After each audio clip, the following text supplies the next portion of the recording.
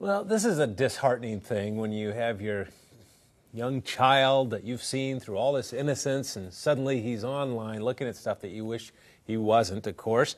What can you do in a situation like this? Well, first of all, you've got to recognize there's going to be a hormonal drive as an adolescent to... Unbelievable, unbridled curiosity, exactly. Right?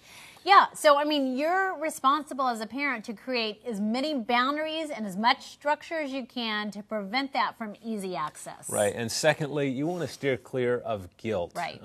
Nothing could be more unhealthy in a situation like this than to just pile the guilt on a boy like this, because what it will actually do is cause him to be really unhealthy with his own sexual instincts. You don't want to create this underground secrecy. Right. What you want to do is say, man, this is a human need, this is a struggle, this is a temptation, and you want to focus on helping him understand why you would like to protect him from that, the kind of damage you know it could do to him in the future, that he's really not old enough to choose the consequences Right, for. and let's talk a little bit, son, about what this means for your future and how it impacts your perception of women and your attitude toward your future wife and all kinds of things, even if you want to get into it, because research is very plain on this, how it impacts the likelihood of fidelity in a future marriage and so forth. So it's a really important issue that can stimulate a lot of positive conversation if you can get your heart and your mind in the right place to have it, because you're probably feeling